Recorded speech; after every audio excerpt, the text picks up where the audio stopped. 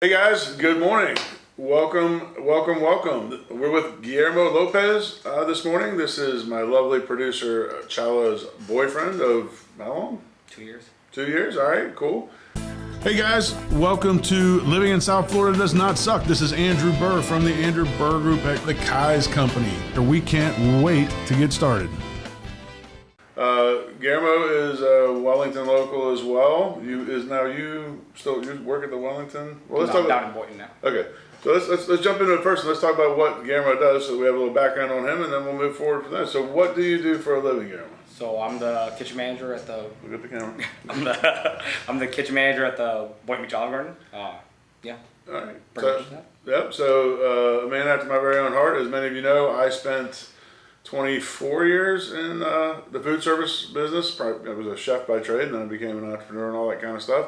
Did a very good job, raised a family, and all the good kind of stuff. So, congratulations on that. Now, was that a promotion like in scale, or just a different place you were doing the same thing you were doing? Yeah. So I started out here in Wellington, and then when the opportunity arose, they promoted me and sent me over to Boynton Beach. That's awesome, man. And you're how many years old? 24. 24. So for 24 years old, that's pretty darn good, right?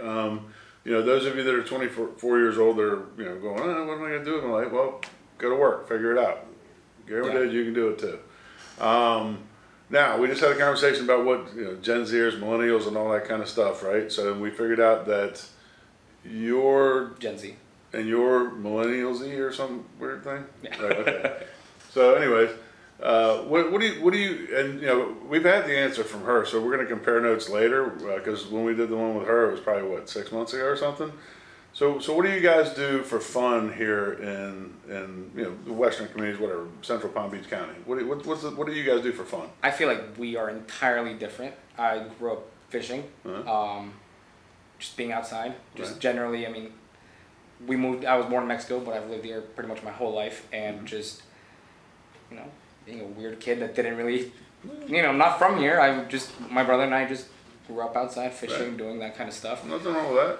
And I still like to fish, and mostly now I cook, just whatever different ways of cooking, techniques or whatever, I do that. So would you prefer to freshwater fish or saltwater fish? So I rather do saltwater, but I end up doing freshwater more just because it's way more accessible. Yeah, a lot easier. Yeah, that is part of it. I mean, although it's changed since when I was, and I wasn't even your age. I was still younger though. When I first got I might have been your age. I don't know. Well, it was a long time ago. We used to go under the bridges all the time, right? And it's a lot harder to do that. And like one of our favorite spots was Phil Foster Park, which it wasn't even called that then, but it was the old Blue Heron Bridge before the new one. And man, it was such a great fishing spot. And we used to dive there and snorkel and whatever, which people still do. But it's gotten a lot more difficult. And yeah, it's definitely much more accessible. And it only takes you a couple minutes to find a. Literally anywhere. I mean, we live on Lake Wellington, so. Yeah, there you go. So at the backyard. Yeah, and that time is a factor, especially in a job like yours, which is very time demanding and things like that. So, how often does 𝐂𝐤𝐬𝐿 accompany you fishing? Maybe once in 2 years. All right, so we got to work on that. And it was because her sister was there too. Okay. So we got to work on that, develop the skill there. All right. So what does she do that you don't like to do? Since we're what does she do? What does she do when you're fishing? TJ Maxx. TJ Maxx. Yep. She goes shopping. Marshalls, whatever. Well, that's a true Wellingtonian lady there. Yeah. Shopping, I guess. But all right, well that's cool. Let me ask you. So we talked about you're in the food service industry, so you do this a lot. And 𝐂𝐤𝐬𝐿 and I thought we like to eat. I mean, I was in that industry for a long time. What is your favorite restaurant? Anywhere in say Central Palm Beach County. We're trying to keep it kind of localized to this area. Not ready. I should have known this question was coming. I didn't know it was coming until I asked it. So why would you know? Yeah. Grotto over. Okay. What's that? Dixie, I think. Right. Over by City I know Place. Grotto, yeah. Okay. I love it there. I mean, I'm saying, what's the cuisine there? Because I know I know the name. It's like a hybrid because he I believe his name is Chef Clay something. He has Buchan and Imoda. Buchan is like sort of Italian, kind of. Well, it's fancy Italian these days. Then Imoda is Japanese, and so he merged them, and Grotto became that'd be interesting. The sort of child of it. Yeah. So that one's really good. We went to another place called 𝐂𝐤𝐬𝐿 or something on the island. 𝐂𝐤𝐬𝐿, I think I've heard. Or 𝐂𝐤𝐬𝐿 or something like that. I think I've heard of that town. Again, not familiar. What was the? It's French. Right. That one's might be my favorite. Their steak tartare and their escargot. Yeah. So good, so good. Yeah, escargot. So escargot is one of those things. People, if they love it, it's like the best thing in the world, and if they don't, they just don't. But I love it. Well, that's like oysters too. Like oysters, they're very polarizing foods. You either love it or you hate it, and a lot of it depends on either you grew up with that sort of thing, or it's totally so outside of your wheelhouse that you're like, oh, this is amazing when you first try it, right? Right. That's cool though. It's fun, and fortunately, I guess we have a huge offering that you can get stuff like that, right? I mean, that's not something that you're going to find in every area of especially in like Florida. Florida's a huge state, right? A lot of Florida, you get a lot of beans and potatoes. People don't believe that, but a lot of places, I mean, they're pretty Midwestern, and there's not a whole. They don't want fancy. Here we've got everything from soup to nuts. This is like the best area. Yeah, absolutely. Well, this area, yeah. I mean, so listen. So Miami has their thing, and that's usually right, way ahead of the curve and all. They're trying to set the trends, but Palm Beach County in general, we've got, and New York chefs are still flocking down. I mean, Guy Fieri moved here, because Thomas part of Keller? the food scene. Yeah, Thomas Keller. He's opening a restaurant on the island. Yeah, Daniel Ballou has a restaurant. I mean, there's actually a couple guys talking about now opening some stuff out here in a couple of new places. We'll see if that comes to fruition. I think we'll probably end up stuck with more like a Cooper's Hawk to start with. Right. But a lot of the demographics surveys and stuff, like I read one from the Kravitz, and they could be wrong, I don't know, but this had to do with them wanting to move an arts center out here, where something like 60% of the patronage at the Kravitz comes from the Western communities. Okay. So the same thing, like these chefs are looking at that, and I know there's supposedly 2 chefs that are looking at maybe opening like high-end New York style stuff out here. So we'll see. It'll be interesting. Awesome. Yeah, well, I mean, it'll be awesome until you go in there and you look at the freaking menu price and you go, what? But I mean, pretty much anywhere the prices are crazy now, so you can that's true. be expected. Yeah, well, and look, I mean, I think people are spending a lot more of their money on luxury. I think whatever luxury is to you, that's what it seems to be to me. Because I know a lot of people that have changed their their lifestyle because they want to go and have $80 steak or whatever. Right. So that's very interesting. Now, so that comes to the topic. I mean, you guys are building your life, right? I mean, you guys are not just building up to what you want to do when you grow up. Right. I mean, just being honest, right? Yeah. So I'm grown up, and I still don't know exactly what I want to do, but I feel like so what's the most important thing to you right now to like? If you were to break it down to go, okay, this is what we need to do to build towards, let's say buying a house or something like that, or doing whatever. But these are things we also, need to do because we need to have a quality of life. Because when I was your age, I didn't have no quality of life. My wife didn't know what the hell quality of life was. We just worked, we ate freaking literally ramen and shit like that. And, and you guys don't live like we did back then. It just is not the same. So what's the biggest thing that you kind of feel like, oh, I'm being an adult because this is what I'm doing, and kind of like, no, this is what we need to do to have a quality of life. What's the balance? So I think the adult thing for me is that I have 2 Roth IRAs and a 401k, so I know that I'll retire at some point. Yep, and I think the Roth is going to do you well when you finally get there more than the traditional, but the traditional's not bad. Right. And then quality of life, I think we just, at least I try on my days off to just cook us a meal, whatever, and I'll say probably not the best financial decisions, but whatever. I'll splurge, on buying some really high quality ingredients or whatever. That seems to be, and listen, I'll tell you this: you guys are a generation of foodies.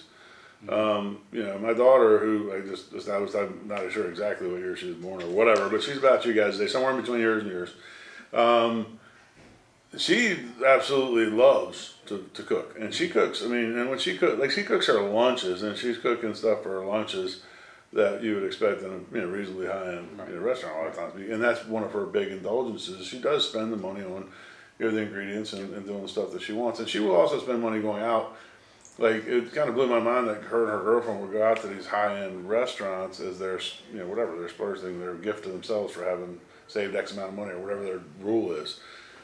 Because that was just so far out of our wheelhouse when my wife and I were that age, we wouldn't even ever crossed our mind to do that, right? Yeah. So and I think it's good. I think it's healthy that you guys are doing that, as long as you're keeping the future in mind as well. So that's awesome. Well, we kind of touched on real estate, and of course, I'm a realtor, so it's what we talk about all the time when the cameras are off. So I guess we might as well lead into what's the biggest questions that you have about real estate, because it's going to affect you one way or another. It always does, whether you're renting or buying. And what's your biggest concerns from somebody I guess the concern is that I remember in 2020, my mom, my brother, and I were moving and looking at we could buy a house, but that uncertainty of that year, eventually we held off, and then suddenly everything that was one price is now entirely different. Yeah, the needle has changed and the paycheck hasn't, right? Mm-hmm. I mean, that's that's an important thing to understand about South Florida. And when my wife and I first came down to South Florida, and it's like 30 something years, I can't tell you exact many years. It was dirt cheap then, dirt cheap. We left the Washington D.C. area, and we said, we're going to come down here and we're going to whatever. And the first time we came down, we still couldn't make it work because we had all Hurricane Andrew, all this crazy and whatever. It was just not a good year in general. And at a certain point, I couldn't get a job pushing a lawnmower, so we went back up. Then we came back down a couple of years later. But man, it was cheap compared. It was like easily for rent at the time because buying wasn't really in our wheelhouse then either. But rents were, man, it was less than half. And you could rent right on the beach for, so it was crazy cheap. So that dynamic has changed. And listen, here's the reality about that. It's eventually our paychecks are going to have to catch up with the current cost of living down here, right? Because that dynamic, now we have and a lot of it is because we had such an influx from up north, right? And they came with northern money, right? And northern money still, when COVID hit, man, oh my God. People were coming down with what I felt like were buckets of cash, right? Yep. I couldn't believe how many people and I always thought sort of, some of the areas up around the Great Lakes and, areas around there, different states, Ohio and whatever, but 2 or 3 different states up there. And I always thought they were industrial. Right. Not, man, these guys got money. And they didn't come here. They came straight down to the Keys. I was, down to the Keys with them. And they're like, yeah, $1.5 million, $2 million, that's nothing. And I'm like, yeah.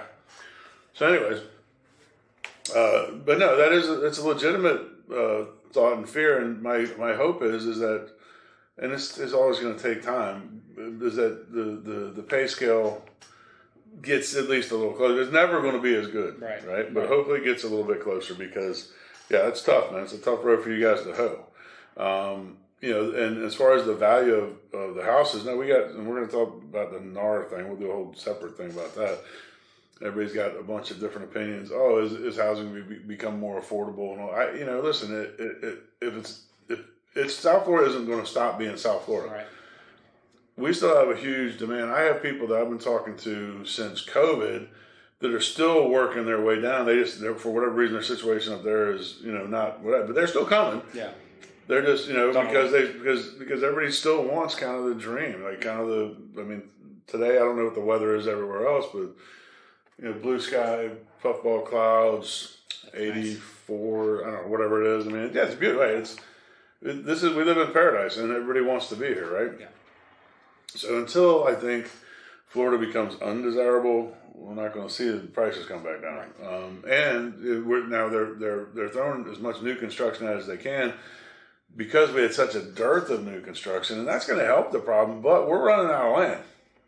We're running out of places to build, right? And then what happens when you have nowhere else to build and you still have a large influx of people that want to come down? Then the prices are going to go up even more. So I think the biggest question of it's going to be is the pay and the housing for the people that are doing the work for all the people that, you know, made their money and up north and came down here and want to enjoy it by spending on stuff. It's going to be a difficult thing. It feels like it's going to be impossible for young people from Florida to. So that's right. I mean, listen, and there's a lot of young people from Florida moving to other places for that reason. And I don't know that I don't blame you. I mean, we moved for economic reasons often.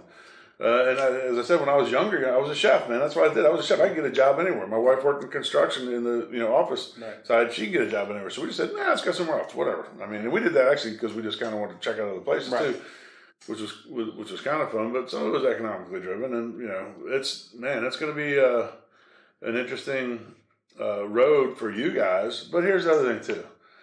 You know, we were always like, oh my God, it's miserable. We're never going to make it. Nah, you know, whatever. I have a house here, a house of keys, and whatever. So I mean, you work hard and you keep your stuff together. I mean, you're 24. Yep. Right? You keep going the track that you're going, you're going to be in a corporate level position by the time you're in your 30s. Yep. And then you won't care. It won't matter. Yeah. You know what? I mean, it won't. I mean, that's just the reality of it. Just keep working hard doing your thing and you'll be fine. I get a lot of guff because I tell youngsters, I said, like, just figure out something that you love, work hard at it. And if you work hard enough at it, and you just keep trying to achieve more and understand that your whole goal is not to be in the position you were, but to move up, you will do that. Right. And I get like, no, that everybody can't do that. Everybody can't do that. What makes you special? You're a kitchen manager at 30. How old are you again? I was 22 when they gave me the keys to the restaurant. Right, 22 when you get the keys to the restaurant. 24 now, and he's the freaking kitchen manager for a pretty damn high volume. There's 990 Olive Gardens or something like that. Yeah. But what's the volume you guys do? You know what your volume is over there? We do roughly $350 a week, or a day. Yeah. And that's not $350. No, that's 350 guests a day. 350 guests, right? And we're one of the slower ones in the region because it's that the area is super saturated. But, you guys, there's a lot around. Yeah, but I mean, when I was here, this one's much bigger. So 350 covers, and you figure per cover, you're at least let's just do easy math. Let's say $25. That'd be low. 24. 24. Like that, yeah. Oh, really? I thought it would have been more by now. But they just raised the prices this week, so maybe everybody's ready. And here's let's talk about that because you're going to feel the crunch on this. I guarantee you. I don't know how many of you know about the bridge collapse in Baltimore in the harbor, right? So, we found out a little bit when the Suez Canal got shut down for a teeny bit, but this is going to be a major thing. And this is going to affect shipping, and because shipping is so connected, it's going to affect the cost of almost everything is going to go up right quicker because there's going to be a lot of loss, especially if you think about, so Baltimore is the third or fourth most busiest port in the United States, right? Yeah. One of the biggest, and this is something that, again, you got to have been in the business that he's in, or what I was in before. One of the biggest commodities, and one of the commodities that they get the most lost on is food product, right? And a lot of you have no idea how much they get shipped by ship, right? Right? So we're going to start feeling that pretty soon. Yep. And when I say pretty soon, within the next 3 weeks, because any industry that experiences loss in revenue, they have to make it up. And the only way they can make it up is by charging more for their product, unless their product's unlimited, which, I'm talking, I don't know, coconuts and freaking, great. I mean, whatever. I mean, right. Bananas, whatever. Yeah. Like everything, and people had just lost their shit because Trader Joe's raised the price of their bananas 4 cents or something like that. It was the first time they've raised the price of bananas in 20 years. Yeah. So there's been like a lost leader. They've been taking a hit on bananas for a while because the bananas hadn't got cheaper. Right. Well, guess what? Bananas, I have to assume by default, at least on the East Coast for sure, are about to get more expensive because of Baltimore, not because of anything down here. But again, it is all connected. It's a chain reaction, right? So we'll see and in your industry, I mean, your food costs are going to go up. But let's say your food costs go up by 2.5%. Doesn't seem like much, but when your margins are that slim, it's a lot. Yep. 2.5%. Put you out of business because companies like his they run on a very small margin. They just have a lot of volume.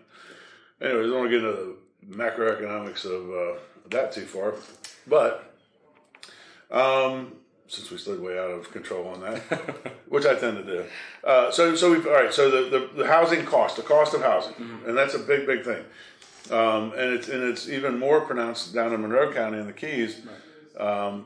Man, the fight, and it's a little fight about workforce housing and things like that, because not only can they not, I mean, you just think they can't put enough buses on that road busing staff down from Florida City, Homestead, Miami.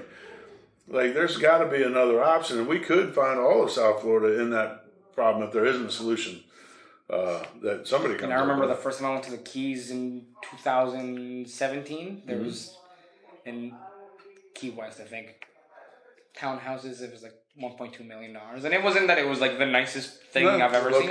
Location. Yeah. So yeah, my buddy Billy ran Pier House. Is it Pier House? The one all the way down, or whatever, Zero to all, I don't remember. But he ran the food service for that complex in that hotel for around that time. And the way that worked was, if one of the buses broke down, and he told me about this one morning, he goes, he gets to the place at 5 o'clock in the morning, right? And the GM is there. And he's like, what's going on? Like, oh, they had 2 buses break down. We're not going to have staff until like 3 o'clock in the afternoon or something. So they got 500 people in this hotel, and it's basically him, the sous chef that also lived down there, the GM, and they were pulling people out of everybody that was there. They were pulling, and they all basically just threw a bunch of food in chafing dishes and said, here's your food. And did just the best they could, because that's what you deal with when you're down there sometimes, because nobody that's in that, that's a line cook or even you can't afford it. It's just not there. So that's a big problem that they are already dealing with, and we're probably going to have to deal with, because unless we raise rates, it's going to be a thing. All right, what are you most optimistic about? I mean, because you're doing pretty good. I mean, what are you most optimistic about for the next, say, 5 years? You're not going to go all the way through the rest of your life, but I mean, this company just gives you steady raises. The benefits are great. If I choose to stay in that route, then and that's a Darden, and it's also Darden. That's a Darden, right? Darden.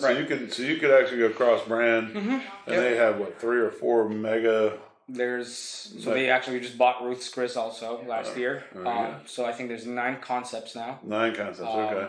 So name 3 off, that are pretty mainstream. Name off the biggest ones. It's Olive Garden, Yard House, Longhorn. Yard House, yeah. So Yard House, they don't have one here. The first one's like Orlando or something. No, there's Gardens and Boca. Oh, are they? Yeah. The one in Gardens was actually the first one on the East Coast. Really? Yep. Longhorn, Cheddars, and then there's like the nicer ones, Eddie V's, Season 52, Capitol Grill, Ruth's Chris now. Yeah. But yeah, it's a company that's got people and things everywhere. And staying power. And that's good to have, and it's good that you're on a career track with them. So. Yep. They match 6% into 401k. That's awesome. They should give you money for plugging the company, man.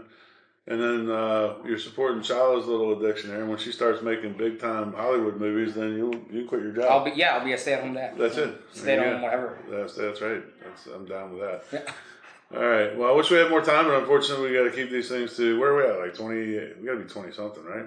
I didn't want to go too crazy because we do have some other stuff we got to talk about today in this filming session. But thanks for stopping by. Thank you for having me. And listen, keep enjoying the great outdoors. That is one of the biggest things we have here in South Florida. I know it's hard to drag even quasi redheads outdoors because they, get attacked by the sun. I've told Chala several times that pretty soon here, and I don't know, we'll see what the timing is now. Because there's a lot going on. We're going to have to get this traveling roadshow down to the Keys, and hopefully you'll be able to join us, and we'll make like a weekend out of it or something like that. I'll be the cheerleader down there. We all need cheerleaders. It's all good. All right, guys. We'll see you next time. Hey guys, thank you for tuning in to Living in South Florida Does Not Suck. Please do subscribe with the notification bell on. If you liked today's guest, you can also get more information about them right here. Like magic, it will appear. Anyways, we love having you here. We love having your friends here. Shout it out from the rooftops. Like us on Facebook. Share it with your friends. We'll see you soon here in beautiful, sunny South Florida.